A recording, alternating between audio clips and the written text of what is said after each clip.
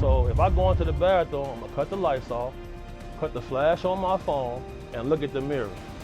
If it's got that little hollow circle at the bottom, there's cameras in there. They're gonna be all through the crib. That's celebrity bodyguard Big Homie CC, breaking down how guys like Diddy rigged their private jets with hidden cameras. And now, the feds might have just cracked it wide open. The FBI just seized Diddy's $30 million Gulfstream, and what they found on board? Allegedly terabytes of hidden footage, not just of Diddy, but of other high-profile celebrities in seriously compromising situations. Is this the final nail in Diddy's case? Or are we looking at the unraveling of something way bigger, a network of elite blackmail, tapes, and surveillance that could shake Hollywood to its core? Let's break down what's on that jet and why everyone's panicking. The mysterious jet and the bombshell raids. Yo, in the wild saga of Sean Diddy Combs' dramatic fall from the top, nothing's got people buzzing more than the mysterious movements of his private jet during the Fed's massive investigation. This ain't just any airplane. We're talking about a Gulfstream G 550 registered to Love Air LLC, a Combs-owned company. That's become central to all the street talk about what evidence might exist in the case against the hip-hop mogul and where that heat might be hiding. The whole thing popped off in March 2024 when federal agents ran up on Diddy's lavish cribs in both Los Angeles and Miami. These weren't just regular search warrants. This was some coordinated operation by Homeland Security Investigations, part of a major sweep into allegations that had been brewing in the cut for months. While agents were tossing his mansions, everybody was looking to the skies, where some real suspicious activity was going down. According to The Independent, Diddy's private jet was tracked making a questionable flight pattern right when things were getting hot. The Gulfstream G 550 reportedly bounced from Sacramento Executive Airport, touched down at Palm Springs and Van Nuys airports, and then, mad suspicious, landed in Antigua in the Caribbean shortly after news of the property raids broke. The timing had everybody asking questions. Was this man trying to flee? Was there something on that plane that needed to be moved quick fast out of US territory? Making it even more sus, the jet's public tracking suddenly went dark on FlightAware.com at the owner's request right around this time. For anybody paying attention, this move looked calculated. Why go ghost mode at exactly the moment when federal investigators were closing in? The coincidence was too perfect, sparking all kinds of speculation about what might be happening with the aircraft and what it might be carrying. While the raids on Diddy's properties were blowing up headlines, online streets were going crazy with theories about his private jet. Social media was lit with claims that the FBI had intercepted the aircraft, potentially finding crucial evidence on board. YouTube videos with clickbait titles about bombshell discoveries aboard the jet were racking up millions of views, with commenters going in about what kind of confidential footage might have been recovered. The heavy focus on Diddy's jet made sense, given the wild stuff investigators allegedly found at his properties. According to reports from NBC Miami and other sources, the raids uncovered some seriously incriminating items: AR-15s with scratched off serial numbers, various drugs and illegal substances, multiple electronic devices, including phones that were snatched before a scheduled trip. Most wild of all, over 1,000 bottles of baby oil and lubricant. This last item was particularly crucial, as it directly connected to allegations about what prosecutors would later call freak-offs, marathon sessions that allegedly involved forced acts and heavy drug use. With such crazy materials found at his homes, everybody was wondering, could there be even more damning evidence stashed on his private jet? The speculation went through the roof when a TikTok post, viewed over 666,900 times, claimed Diddy got bagged while trying to flee on his jet, connecting the aircraft directly to his eventual arrest. The video spread like wildfire, despite later being debunked by Newsweek. But what about the infamous footage supposedly found on the jet? Stories circulating online suggested that authorities had discovered video evidence that could blow the whole case wide open. Whether these were security recordings, personal videos, or something else entirely, the rumors painted a picture of potentially incriminating material that could seal Diddy's fate for good. Such claims gained mad traction following the May 2024 release of hotel surveillance footage by CNN showing Diddy physically assaulting Cassie Ventura in a hotel hallway. The interest in Diddy's private jet also connected to broader allegations about his lifestyle and activities. Multiple accusers had claimed that Diddy would fly them on private jets for events that later involved alleged abuse. The jet wasn't just a flex item. According to some accounts, it was potentially a key player in facilitating the very behavior under investigation. These claims became particularly relevant when considering the testimony of individuals like celebrity bodyguard Big Homie CC, who made explosive statements about what allegedly went down at Diddy's parties. In a viral interview, he detailed disturbing scenes he claimed to have witnessed firsthand. I seen Dwight Howard in a pink dress, bro. What? I seen Dwight Howard in a pink dress with two other ladies in dresses. They all the same height. at a Diddy party. Further fueling the speculation was Diddy's own admission about his behavior in at least one instance. After CNN released the 2016 hotel video showing him assaulting Cassie, Diddy issued a video apology where he admitted to his actions, saying he was truly sorry and that he hit rock bottom. This admission lent credibility to the idea that other evidence of troubling behavior might exist. The jet speculation also connected to statements made by other celebrities who had experiences with Diddy. Actor Terrence Howard made particularly explosive claims about his interactions with the music mogul, alleging inappropriate advances during what was supposed to be a professional meeting. Puffy invited me for weeks, asking me to come and teach him how to, wanted me to be his acting coach for a while. Go there and he's sitting around just looking. I'm like, okay, what's the material you want to work on? He's just looking at me. Then next thing you know, okay, hey, will you help me? I want to hear your music. So I come over there and I play the music, and he's sitting there just looking at me, like waiting. Howard's claims, along with numerous others that emerged during this period, added to the impression that there might be extensive evidence of inappropriate behavior, potentially including whatever might be discovered on the private jet. As weeks turned into months following the initial raids, the questions about Diddy's jet and what it might contain only intensified, with his September 2024 arrest on serious federal charges, including racketeering conspiracy, trafficking by force, fraud, or coercion, and transportation to engage in prostitution. The stakes couldn't have been higher. If authorities had indeed seized the jet and found evidence on board, as many online claimed, it could prove crucial to the case.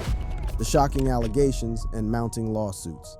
It all started popping off in November 2023 when Cassandra Cassie Ventura, Diddy's former girlfriend and artist, filed a bombshell lawsuit alleging years of physical, sexual, and emotional abuse. According to Cassie's lawsuit, the relationship, which began when she was just 19 and Diddy was 37, quickly turned controlling and abusive. She claimed Diddy beat her down on multiple occasions, forced her to take drugs, and coerced her into sexual encounters with male sex workers in events he called freak-offs. If you could name like some celebrities that you remember being at the party, who was all at the party that night?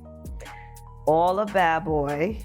Mary J. Blige was there. Within weeks, more lawsuits started dropping. Joy Dickerson Neal filed a suit claiming Diddy had drugged, sexually assaulted, and videotaped her in 1991 when she was a college student, then allegedly showed the recording to others in what she described as revenge. Another woman, Liza Gardner, filed suit claiming she was raped by Diddy and singer Aaron Hall in 1990. These initial lawsuits were just the beginning. As 2024 progressed, the allegations continued to stack up at a staggering pace. By October 2024, Texas attorney Tony Busby announced he was representing over 120 new accusers with claims against Diddy spanning from the 1970s to 2022, an almost unimaginable scope of alleged misconduct. One particularly shocking lawsuit came from Rodney Lil Rod Jones, a producer who worked with Diddy in 2022 and 2023. Jones alleged that Diddy sexually harassed and assaulted him during the creation of the album, the Love Album, Off the Grid. Jones claimed Diddy groped him, walked around naked in his presence, and gave him drinks he believes were laced. His lawsuit also alleged that he witnessed Diddy engaging in serious criminal activity and that the mogul had a well-documented history of forcing himself on male artists and employees. One woman said that she didn't see the full video, but she saw a screenshot of the video, and that it was very, can I say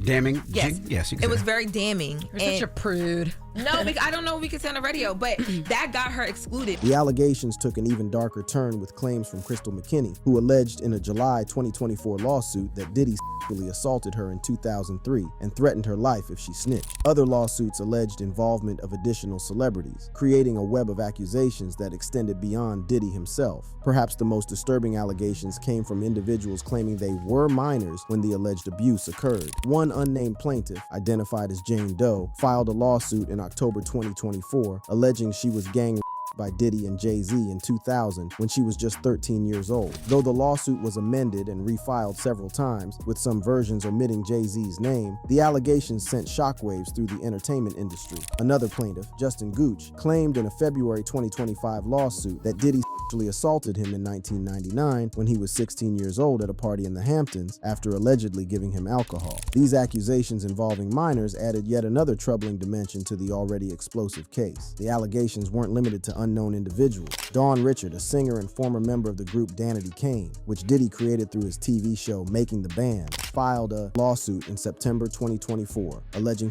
assault, battery, and other claims. Richard claimed she witnessed Diddy's abuse of Cassie Ventura and alleged that Diddy held freak-off parties where underage girls were drugged and subjected to acts. Do you believe the rumors? Do you think that he's capable of something like that?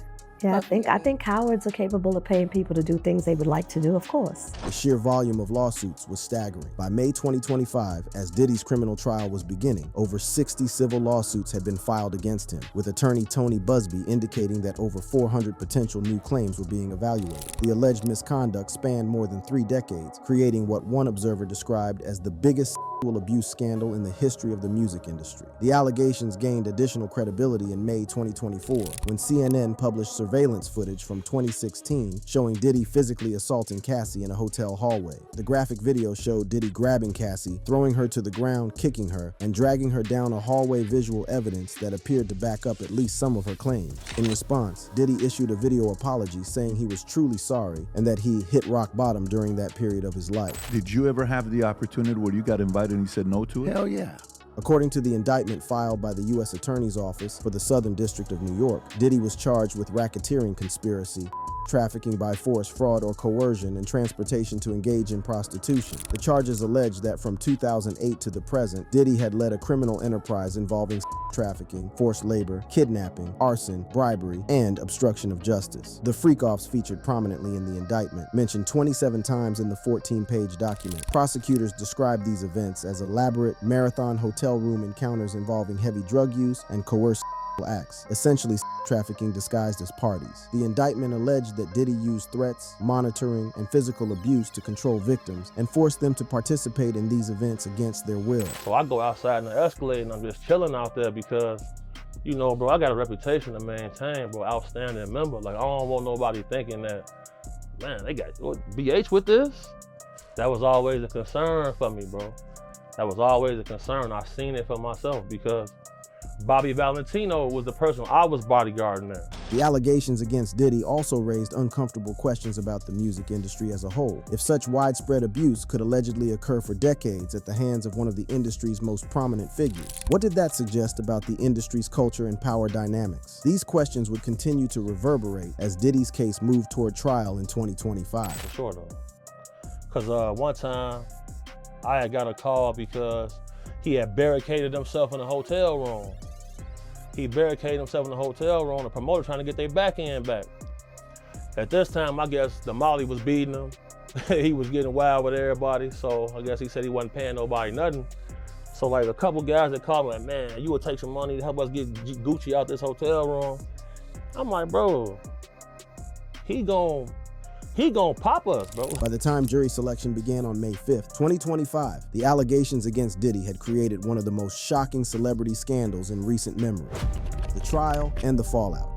When jury selection kicked off on May 5th, 2025, in a Manhattan federal court, Sean Diddy Combs' fall from grace entered its most public phase yet. The trial, officially titled United States v. Combs, represented a wild reversal of fortune for a man who had once been celebrated as a music industry icon, successful entrepreneur, and cultural influencer. Now, he was sitting at the defendant's table facing charges that could potentially have him locked up for life. The prosecution, led by federal prosecutors from the Southern District of New York, came heavy with a substantial case built on witness testimony, physical evidence from the property raids, and the damning hotel surveillance video showing Diddy assaulting Cassie. Their strategy centered on portraying Diddy as the head of a criminal enterprise that systematically exploited, abused, and trafficked victims over a period of years. It went through, it was, because there's a lot of jurors. There's like, I think the pool is like anywhere from like 150, 175, I believe it's 150 people big. One interesting moment during jury selection came when a potential juror revealed a connection to previous litigation against Diddy. As recounted during a Breakfast Club segment, a man disclosed that his wife had been one of the attorneys involved in a lawsuit related to a stampede at a Diddy party where people had died. This potential juror was promptly excluded from consideration. And so a lot of the jurors had to update you and say, yo,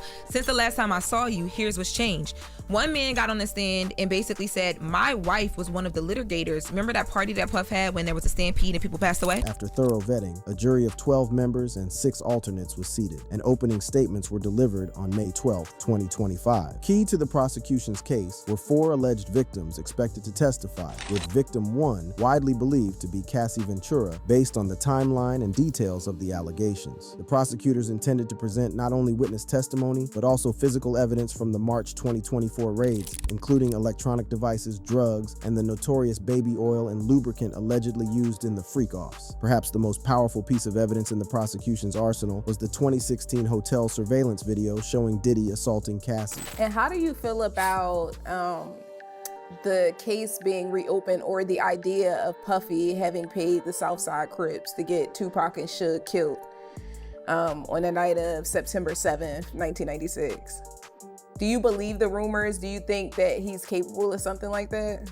Yeah, I think cowards are capable of paying people to do things they would like to do, of course. Diddy's defense team, led by Mark Agnifilo, known for representing other high-profile clients like NXIVM leader Keith Raniere, and including Tenny Garagos, daughter of renowned attorney Mark Garagos, faced an uphill battle. Their strategy, as outlined in an April 2025 statement, centered on portraying the accusers as former long-term girlfriends engaged in consensual relationships with Diddy. They argued that while Diddy's private life might be unconventional, characterized by what they described as a swinger lifestyle, it was defined by consent, not coercion. Notably, Diddy had rejected a plea deal in early May 2025, choosing instead to fight the case at trial. This decision suggested confidence in his defense, a desire to clear his name publicly, or perhaps simply a refusal to admit guilt to the serious charges he faced. Whatever the reasoning, the choice to proceed to trial meant that all the allegations against him would be aired in public, creating a spectacle that had everybody's attention. Throughout the proceedings, Diddy tried to maintain a stoic demeanor in court, though observers noted moments of visible stress and anxiety. In one telling moment captured by a reporter inside the courtroom, Diddy asked the judge for a bathroom break, explaining that he was a little bit nervous. His hands were reportedly seen shaking at times, and his face appeared noticeably paler than in his pre-arrest public appearances. He's definitely a lot thinner. Face is very pale, a lot of gray hair, some black, but a lot of gray hair. You could tell he was nervous, and he said it in the courtroom. He had asked to go to the bathroom. He was like, "Excuse me, Judge, I'm a little bit nervous." The fallout from the allegations in trial extended far beyond Diddy himself. His business empire, once valued in the hundreds of millions of dollars, faced an uncertain future. His alcohol brands, clothing lines, and media ventures all took major L's as corporate partners distanced themselves from the toxic association. His record label, Bad Boy Records, once a powerhouse in hip-hop, became something of a pariah in the industry. The case also prompted broader soul-searching within the music industry about power dynamics, predatory behavior, and the systems that allegedly allowed such conduct to continue unchecked for decades. Many question how such widespread abuse could have occurred without intervention, leading to calls for stronger protections for vulnerable individuals in entertainment. What's happening with Puffy? I know you're not really tapped in, but what the last thing I saw was like a guy there. He was like, "Yo," he like pushed me into the truck. It really hurt, and he sodomized me. He sodomized me. I was like, "Yo, look, I can find other things to do for money." Did you see the video? I can find other things to do for money. But I'm not sure I can say that for money. Like somebody pushed How me much? into a How much? truck. How much? How much is this guy trying to get? I don't know. Like it's a simple suit situation, but it's like 20 mil. The financial implications for Diddy were equally severe. Legal fees for his defense team and the numerous civil cases stacked up into the millions. At the same time, his assets came under scrutiny. In addition to his private jet being listed for sale, Diddy offered his Miami mansion as collateral for a $50 million bond, which was ultimately denied, and listed his Los Angeles mansion for $61.5 million. These financial moves suggested he was trying to liquidate assets, potentially to cover legal costs or prepare for significant civil settlements. The trial took an even more dramatic turn when prosecutors brought in evidence related to the infamous freak-offs mentioned in the indictment. Hotel records, receipts, and witness testimony established a pattern of elaborate multi-day events in luxury suites across various cities. According to testimony reported by CBS News, these events followed a consistent format. Drugs and alcohol would be provided in abundance. Participants would be encouraged or coerced to engage in sexual acts, and in many cases, Diddy himself would allegedly direct the activities like he was shooting a movie. Perhaps most disturbing were allegations that these events were sometimes recorded without participants' knowledge or consent. So, you know, like they'll have a dude come out with the paper, sign an NDA. No, I'm going to the car, bro, I'm good. I'm not signing no NDA. I'm going to the car. I'm good. As the prosecution built its case, Diddy's defense team worked to create reasonable doubt in jurors' minds. They highlighted inconsistencies in witness testimony, suggested accusers were just looking for a bag, and tried to portray Diddy as a generous mentor whose relationships had been consensual, if unconventional. They particularly focused on the timeline of allegations, questioning why many accusers had waited years or even decades to come forward. One particularly consequential moment came when a former security professional testified about Diddy's alleged practice of recording compromising footage of industry figures and using it as leverage, seemingly confirming theories that had circulated online for years. While the testimony was challenged by the defense as hearsay, it nonetheless created headlines and reinforced public perception of a systematic pattern of manipulation and control. They would get people in compromising positions. They'll hold that footage over their head and get them to agree to things. You see what I'm saying? So like, you know what, if you see somebody with the chain on, with that little vial of blood on their neck, well, they a Scientologist, bro. So it's definitely gonna be footage of them somewhere doing something compromising. That's how a lot of these agreements get made. People get endorsed. As documented by NBC News, the prosecution's case culminated with testimony from financial investigators who traced money movements allegedly connected to trafficking activities. Bank records, credit card statements, and cash withdrawals created a paper trail linking Diddy to payments for hotel suites, private flights, and other expenses connected to the alleged criminal enterprise. This financial evidence provided crucial corroboration for witness testimony about how the operation functioned. You feel me? Like, he got dancers in cages, people walking around with lions on tigers on leashes. I seen this with my own 2 eyes. See what I'm saying? And it was getting so weird in the party. I'm like, man. The defense presented its case in June 2025, calling character witnesses who described positive experiences with Diddy and portrayed him as generous, professional, and respectful. However, according to trial coverage from the BBC, the defense struggled to overcome the sheer weight of testimony from multiple accusers whose stories, while separated by years or even decades, followed strikingly similar patterns. The consistency of these accounts, describing drugging, coercion, recording without consent, and threats, created a narrative that proved difficult to dismiss as coincidence or cap. As reported by Forbes, legal experts following the case noted that trafficking charges carry particularly heavy penalties, with a 15-year mandatory minimum sentence and the possibility of life imprisonment. The racketeering charge added another layer of complexity, as it required prosecutors to prove a pattern of criminal activity rather than isolated incidents. Based on the evidence presented, many analysts predicted the defense was fighting a losing battle. And being somebody who people call when things get crazy, like, some of the most powerful people I bodyguarded for like to get tied up. You feel me? They got videos of them getting tied up, somebody spanking them with a whip. A lot of powerful guys operate like that.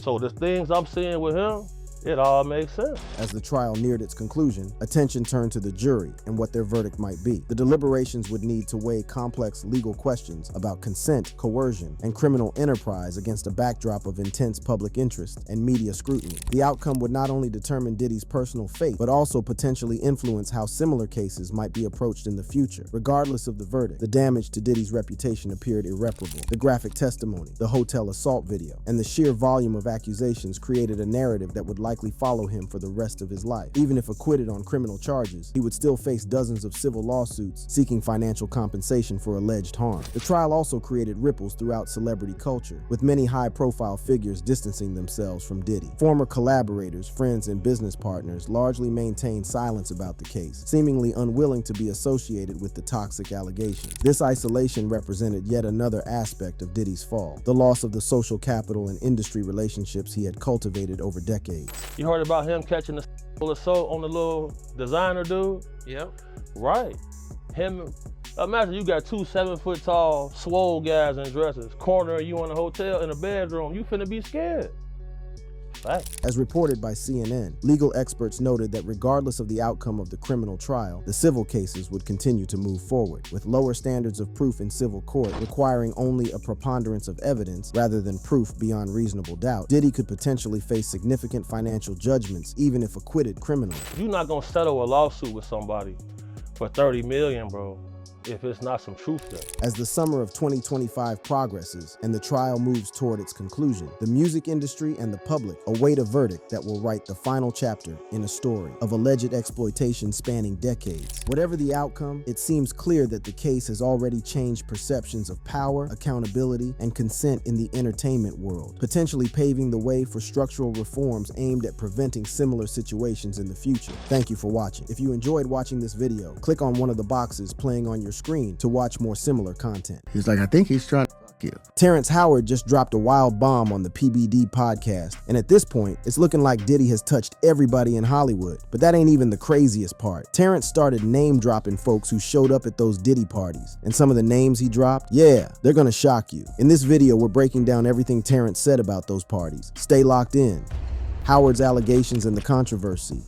In a jaw-dropping revelation that had the entertainment world shook, actor Terrence Howard stepped up to the mic on the PBD podcast with Patrick Bet-David in April 2025 and straight up spilled some tea about Sean Diddy Combs and his notorious functions. These weren't just your average block parties, but gatherings that have now become the center of mad scrutiny from the feds and everyday folks alike. Howard's appearance on this podcast came right as Diddy was caught up in some serious heat, facing allegations that had him looking at potentially doing decades behind bars. The whole hip-hop community and beyond was already buzzing about Diddy getting bagged by federal agents in September 2024 on charges that had him scheduled to stand trial on May 5th, 2025. Howard's interview was like throwing gasoline on an already blazing fire as he kept it 100 about his personal run-ins with Diddy and dropped some real talk about what went down at these infamous gatherings. Howard's statements hit different because they came from someone who's been in the game for years and earned his stripes in Hollywood, known for bodying roles in flicks like Hustle and Flow and killing it on the hit show Empire. Howard has long been respected as a talented but somewhat mysterious figure in the entertainment scene. When someone with his credentials decides to speak on something this controversial, people pay attention. It's not just some random hater trying to clout chase. That was all the people that went to the Puffy parties. That was all the people that did all those things thinking that there was never going to be a consequence for what they were doing. Got punked out and pimped out by some greater desire. You shouldn't have a greater desire than being a man. So I believe that's a big problem with a lot of the actors out there because they get fluid. And next thing you know, once you go fluid, it's gone.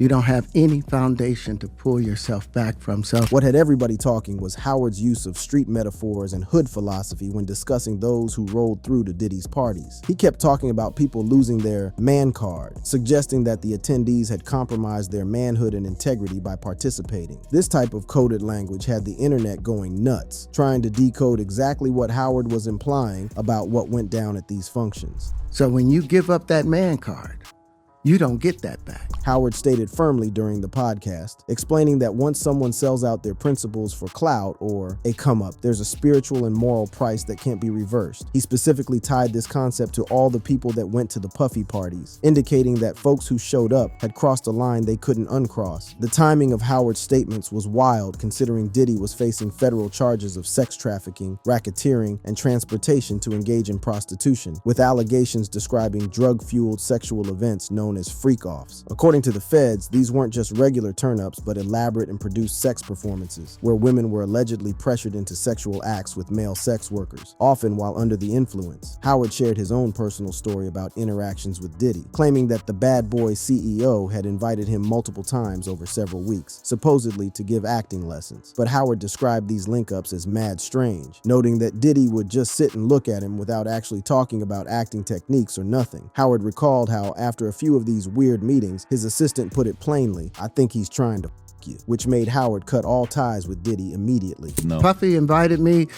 for weeks, asking me to come and teach him how to, wanted me to be his acting coach for a while. Go there and he's sitting around just looking. I'm like, okay, what's the material you want to work on? He's just looking at me. Then next thing you know, okay, hey, will you help me? I want to hear your music. So I come over there and I play the music, and he's sitting there just looking at me, like waiting. Okay. So then my assistant was like, he wants to hang out with you next week. And I was like, for what? He's like, I think he's trying to f you. That's what my assistant said. And I was like, oh, okay. Now I get it.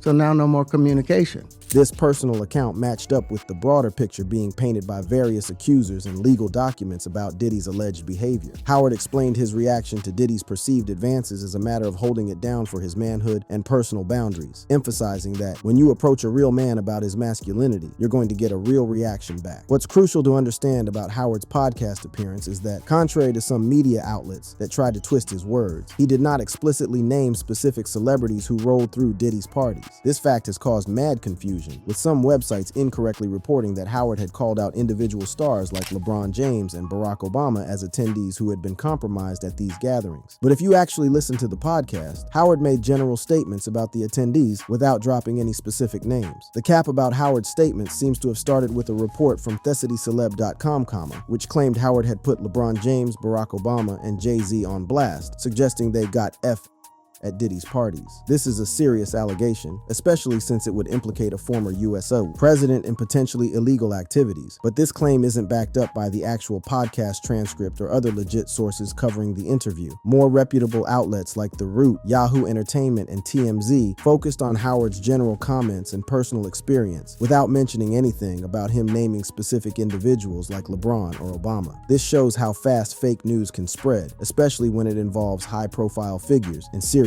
allegations. While Howard didn't drop any names, his comments have fueled ongoing speculation about who might have been in attendance at these functions. Various websites have circulated lists of celebrities allegedly connected to Diddy's parties, including big names like Jay-Z, Beyonce, Paris Hilton, Leonardo DiCaprio, Ashton Kutcher, Megan Fox, Jennifer Lopez, Mariah Carey, Howard Stern, Russell Simmons, Russell Brand, and Usher. But these lists weren't coming from Howard. They seem to be based on public associations and social media speculation. The public's fascination with these lists shows how thirsty people are to know which celebrities might be caught up in Diddy's drama. Social media posts that got deleted by some celebrities like Usher and Pink added more fuel to the fire, though these actions alone don't prove any wrongdoing. After Howard's podcast appearance, entertainment blogs and social media were flooded with hot takes and interpretations of his statements. Some outlets gave Howard props for keeping it real and speaking out, while others questioned his motives or tried to fact-check his claims. The vague nature of his statements, especially his talk about losing one's man card, left the door wide open for all kinds of interpretations about what he was really saying went down at these functions. Howard's comments came at a time when Diddy was facing over 100 lawsuits, including from minors as young as 9, alleging sexual assault and exploitation. In March 2024, the feds raided Diddy's Los Angeles mansion and seized items like over 1,000 bottles of baby oil, adding credibility to trafficking allegations. These serious legal problems gave Howard's statements extra weight, even though he was somewhat vague about what exactly he was alleging. However, we will be clarifying everything that went on in the Diddy party here. Diddy's parties and the allegations.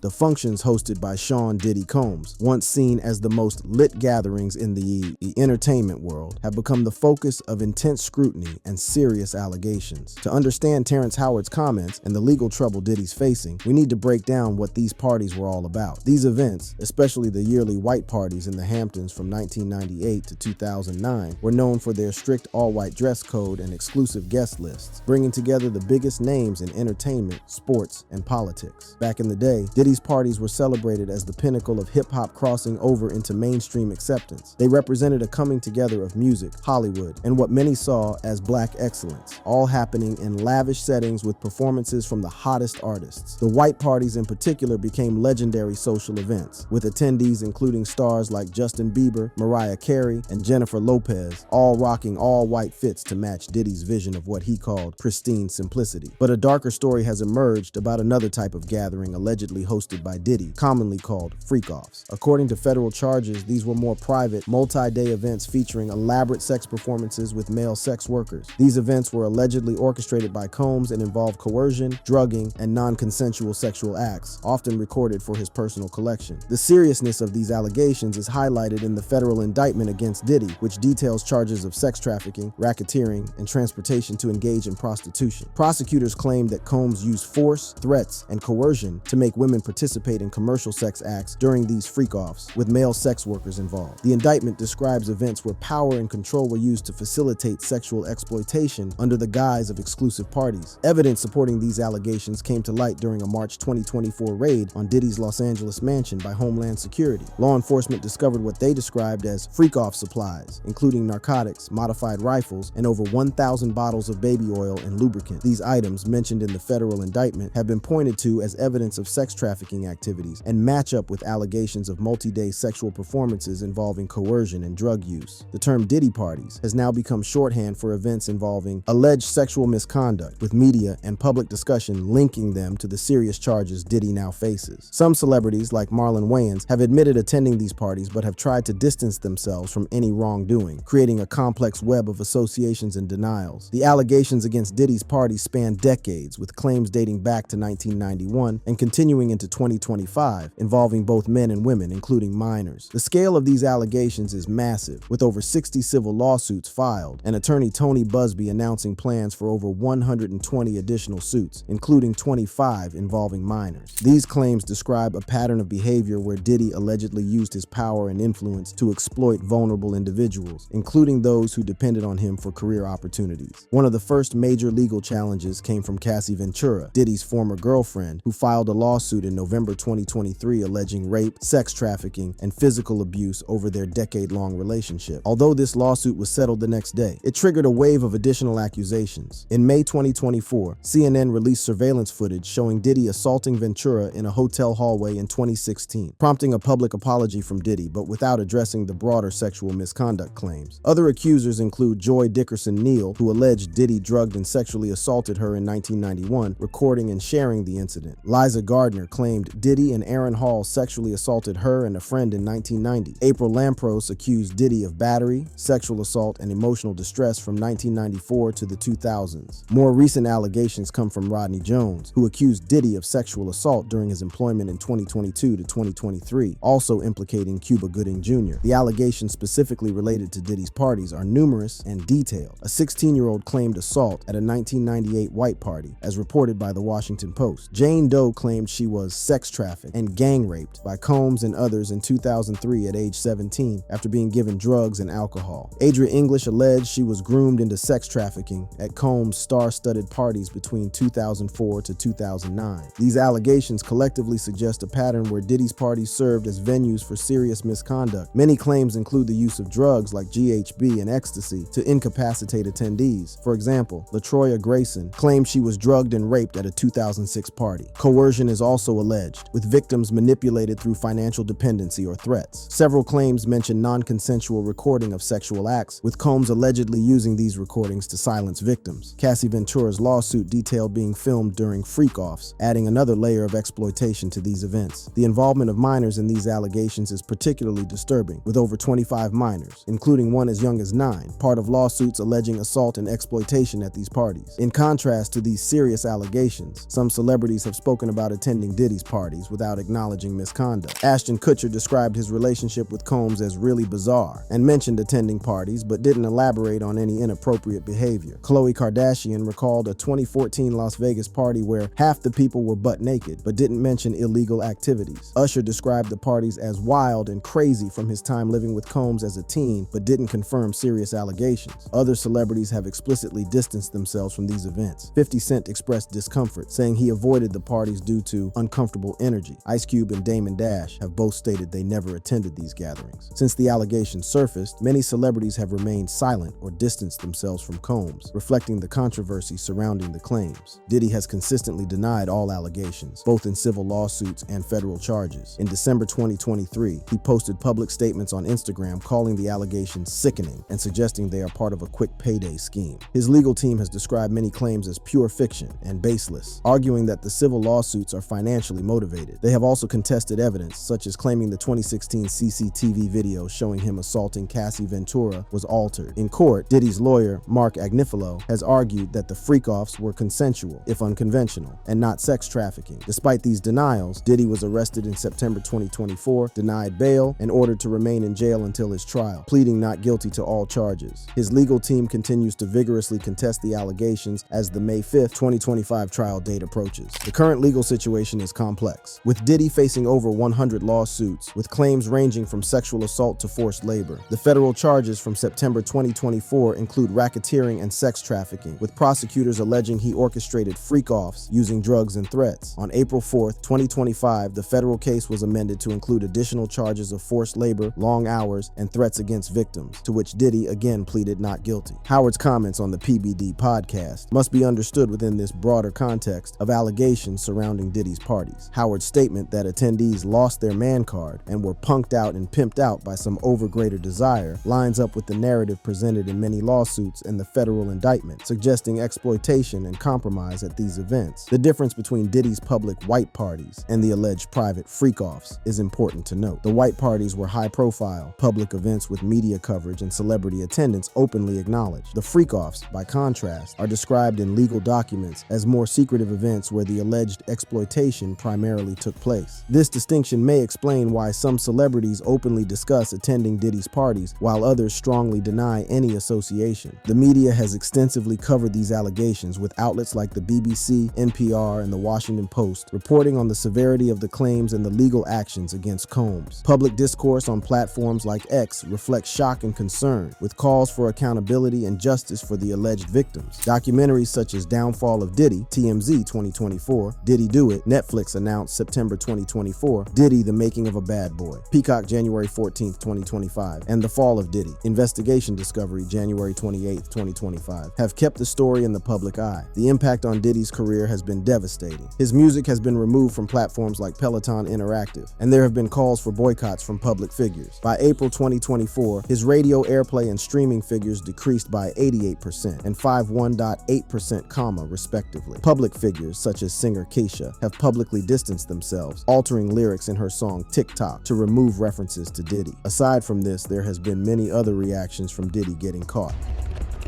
Celebrity reactions and the broader impact in the aftermath of the serious allegations against Sean Diddy Combs and the controversial statements made by Terrence Howard, the entertainment world has witnessed a wide range of responses from celebrities who either attended Diddy's functions or were somehow connected to the music mogul. These reactions have ranged from straight-up denial of involvement to carefully worded distancing, and in some cases, explicit criticism of what allegedly went down at these gatherings. The variety of responses gives us insight into how the industry is dealing with these serious allegations and what it might mean for those associated with Diddy. One of the most vocal critics has been rapper and entrepreneur 50 Cent, who's been keeping it a buck about his discomfort with Diddy's parties long before the current allegations surfaced. 50 Cent has stated that he avoided these events due to what he described as uncomfortable energy, suggesting he sensed something off about these gatherings from jump. Taking his criticism to another level, 50 Cent is now producing a documentary about the allegations against Diddy, positioning himself as someone who peeped game early and is now working to expose it. Comedian Cat Williams has also been outspoken, claiming he repeatedly curved invitations to Diddy's parties, referring to attendees as deviants and framing his refusal as a matter of maintaining his personal integrity. Williams' humorous but pointed commentary suggests that there were red flags about these gatherings that some in the industry recognized and chose to heed. Usher, who lived with Diddy as a teenager while developing his career, has described seeing very curious things during his time in Diddy's orbit. While not explicitly throwing shade at Diddy, Usher has stated that he wouldn't recommend such an environment for kids, suggesting concerns about the appropriateness of what he witnessed. This statement hits different considering Usher's first-hand experience with Diddy at a young and potentially vulnerable age. Actress Jenny Mollen has expressed relief at not attending Diddy's parties, sharing that she was invited to one at age 19 but declined. Looking back, she's voiced concern about what might have happened had she showed up, specifically mentioning worries about exploitative freak-offs. Mollen's comments reflect the anxiety many in the industry now feel about potential association with these events. Several celebrities have made a point of clarifying that they never attended Diddy's parties at all. Ice Cube has emphatically stated that he had no affiliation with these gatherings and won't be on any tapes, directly addressing speculation about recorded evidence of misconduct. Similarly, Damon Dash has denied attendance, describing the news about Diddy as sad, crazy, and shocking, suggesting genuine surprise at the allegations. Ray J has also distanced himself from the controversial aspects of Diddy's parties, claiming he never been in those rooms where alleged misconduct took place, though his statement leaves it unclear whether he attended the parties in general. This type of careful carefully worded denial has become common as celebrities try to navigate their past associations with Diddy. Some major Hollywood figures named in viral Diddy lists have taken steps to clarify their relationship with the music mogul. Leonardo DiCaprio has distanced himself, denying recent contact or illegal involvement with Diddy's events. Will Smith has specifically denied attending freak-off parties, emphasizing no association with the more controversial gatherings alleged to have featured exploitation and misconduct. Marlon Wayans has taken a different approach, acknowledging that he attended some of Diddy's parties, but claiming he bounced early, thereby distancing himself from any questionable activities that might have popped off later in the evening. This type of qualified admission recognizes the reality of having been present while attempting to minimize association with any misconduct. Ashton Kutcher has described his relationship with Diddy as really bizarre, but has not explicitly criticized the music mogul or his events. Kutcher's careful wording suggests discomfort with the association while avoiding direct accusations, a stance that reflects the legal and reputational risks of making specific claims. The most damning statements have come from those who have filed lawsuits against Diddy, most notably Cassie Ventura, whose November 2023 lawsuit accused Diddy of misconduct at freak-off parties, detailing coercion and exploitation. Ventura's claims gained extra credibility when CNN released surveillance footage in May 2024 showing Diddy physically assaulting her in a hotel hallway in 2016, footage that prompted a rare public apology from Diddy. The responses from celebrities take on added significance in light of statements from attorney Tony Busby, who represents over 100 accusers in cases against Diddy. Busby has suggested that celebrities who attended and were aware of misconduct could face scrutiny, though he has not named specific individuals beyond those already involved in lawsuits. This has created a climate where public distancing from Diddy and his events has become increasingly common. The social media response to these allegations and celebrity reactions has been intense. Major platforms like Instagram, X, and TikTok have been flooded with discussions about Diddy's case, with users dissecting every statement and connection. In some cases, social media detectives have noticed and called attention to celebrities deleting posts or photographs that showed them with Diddy, interpreting these actions as attempts to distance themselves from the embattled music mogul. Actions by celebrities like Usher and Megan Fox, who deleted social media posts, have been interpreted as attempts to distance themselves, further fueling rumors about who might have attended these events and what they might have witnessed. Usher later claimed his account was hacked after posts were deleted, highlighting the sensitivity surrounding any association with Diddy. The term Diddy List has emerged as a viral phenomenon, with social media users compiling names of celebrities allegedly linked to Diddy's parties. These lists include figures like Leonardo DiCaprio, Jay-Z, Beyonce, Paris Hilton, and others, though it's important to note that inclusion on such lists doesn't constitute evidence of wrongdoing or even attendance at the more controversial freak-off events. Social media has also seen a flood of memes, often focusing on Diddy's potential to snitch on others. These include humorous takes on the freak-offs mentioned in the indictment and speculative jokes about celebrity involvement. 50 Cent and Cat Williams have both used humor on social media to comment on the scandal, with 50 Cent posting, "Here I am keeping good company. I don't have 1,000 bottles of lube at the house," directly referencing items seized during the raid on Diddy's mansion. The public reaction has included strong expressions of outrage and calls for justice. The release of surveillance footage showing Diddy assaulting Cassie Ventura triggered widespread condemnation on social media, with users sharing the video and demanding accountability. Hashtags such as #JusticeForVictims and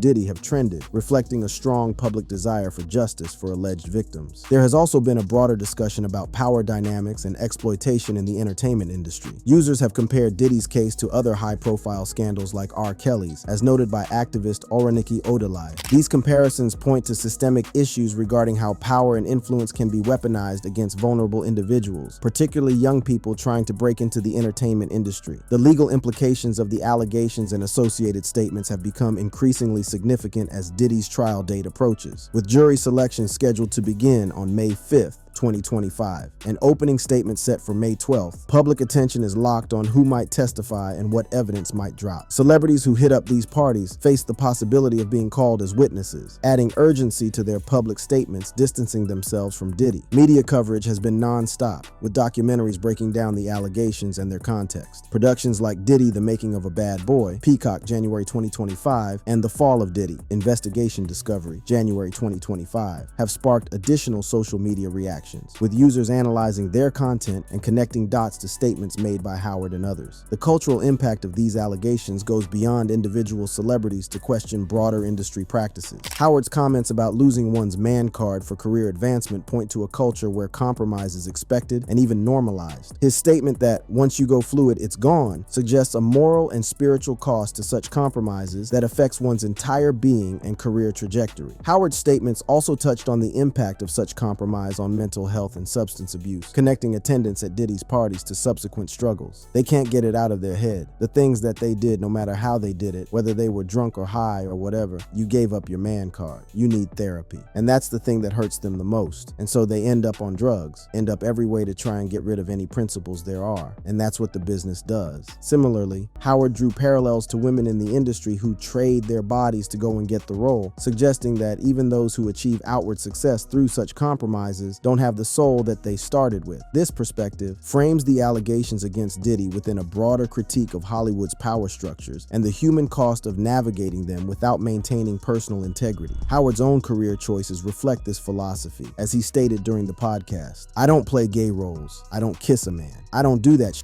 because the man card means everything." This stance has reportedly cost him opportunities, but Howard presents it as a principled decision to maintain his integrity regardless of professional consequences. A number of producers come in and make the approach, and you threaten to punch them in the mouth, or threaten to knock their head off for talking to you like, or looking at you like you're a woman. You know, when you approach a real man about his masculinity, you're going to get a real reaction back. It's a difference when a guy walks in a room and when a man walks into a room. And a man don't take the same things that a guy will accept. So always be the man in the room. And that's always been my whole thing, and have lost businesses because I don't bend over in that way. I don't compromise. I don't play gay roles. I don't kiss a man. I don't do that, because the man card means everything. The drama surrounding Diddy and his parties has had real impacts on the entertainment industry beyond individual reputations. Diddy's music has been pulled from platforms like Peloton Interactive, and his radio airplay and streaming numbers have dropped dramatically. There have been calls for boycotts from public figures, and some artists have taken steps to distance their work from any association with Diddy. The allegations have also sparked conversations about how the industry protects vulnerable individuals. The involvement of minors in many of the lawsuits, with some as young as 9 years old, has raised questions about safeguarding practices and accountability mechanisms within entertainment. Howard's comments about the spiritual and psychological damage caused by compromise vibe with broader concerns about exploitation in an industry where power imbalances are built into the system. Looking ahead, the outcome of Diddy's trial will likely have major implications for how these allegations are understood and addressed. Currently locked up at the Metropolitan Detention Center in Brooklyn, Diddy faces a maximum sentence of life in prison if convicted on the sex trafficking charges. The trial may bring forward additional evidence and testimony that could implicate other individuals or shed light on what really went down at these parties. That brings us to the end of this video. For more interesting videos like this, click on the cards on your screen.